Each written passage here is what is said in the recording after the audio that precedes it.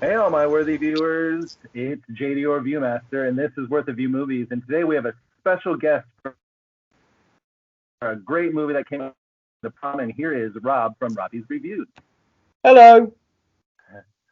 Hey, buddy. You all right, What Justin? do you think about the prom? It was enjoyable and fun. I like James Corden and Meryl Streep's performances. Keegan Michael Key made me laugh a bit. Nicole Kidman was good as always, and I loved their musical numbers. They were really catchy and enjoyable. That's great. That's great. What would you give it for a rating today? I'll probably give it about a 4 out of 5, like I normally do. Okay, so a WTV and a half, probably. That means you really liked it. Yeah, That's great. Yeah. Um, definitely. Great that, film. Yeah, it was. Yeah, check out my review on YouTube, where I'm going to give it a WT and a half. Now, I give it that extra half actually because everyone should know here at Worth the View Movies that I like a good musical. I love Meryl Streep and I love Nicole Kidman. So those three give it that extra half to me. Now, this movie, it was fine. It was a lot of fun. It definitely has great numbers in it. There's movies out there, musicals that really catch my eye immediately. The Greatest Showman is one of them. Moulin Rouge, of course. This one, it's hitting a different demographic than just for somebody like me. I'm a little bit older, I guess, but I did enjoy, going back to high school a little bit, and I did have some of those old nostalgic feelings that you get when you're in high school. It just didn't blow me away. The production design is incredible. I do think that's going to be up for an Oscar. I enjoyed Meryl Streep's performance, of course, and Nicole Kidman. You know, James Corden has always never been a hit for me. It might be his voice. I just he's a good singer. He's in Into the Woods as well. But he just bugs me, and I don't know what it is, and I don't know how to describe it. But I love Meryl, and I love Nicole Kidman, and I love musicals, and this was definitely a lot of fun. Now, hey, Robbie, what do you think about the message in this movie? Because there is another. It's not just all singing and dancing, but there's an underlying message in here. What do you think about that? The whole equality between like straight and gays bringing couples. That's right. So, and the plot of this movie is that there's a prom happening, and there's a girl who's a lesbian, and they are in, I believe, Indiana. They don't really, they're not adjusting to the times, so they really don't accept people for who they are, and even if they are gay. So they actually throw a prom and tell her where it is, and they have a different prom somewhere else, and that was really kind of sad and upsetting. But yeah, what did you think about that? I thought, well, I kind of had a feeling it would have an LGBT theme because Ryan Murphy directed it, and because it's Ryan Murphy and he's a great TV writer, I thought it would be quite fun, and I wasn't disappointed, and I think it did have a good message. Yeah, yeah. I mean, it is really sad that people can't be accepted for who they are. We also have, other stories going on. We have Meryl Streep. She just wants to be loved, after her husband left. We also have James Corden, who's actually living a parallel life with this young girl. He was gay growing up and didn't get to go to his prom, so he really missed out on that as well. Plus, we have Nicole Kidman. She doesn't want to be washed up. She wants to play the main lead in Chicago. So she has her own battles with that as well. How do you feel that those other stories fit into this movie?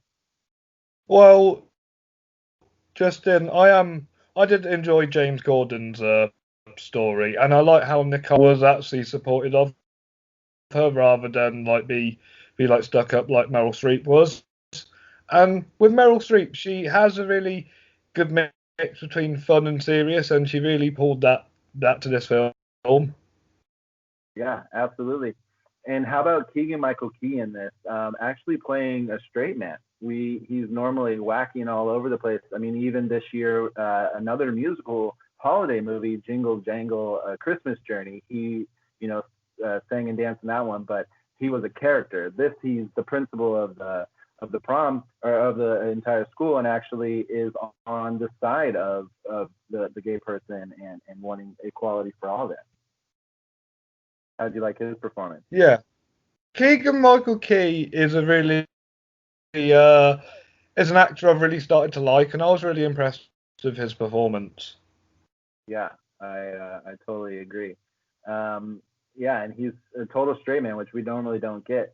So this movie on IMDb has a 6.3 rating out of 10. And how do you feel? Maybe you gave it a 4.5 out of 5. So or a 4 out of 5. So what do you think? What do you think? It's pretty good, or you'd give it a little bit higher?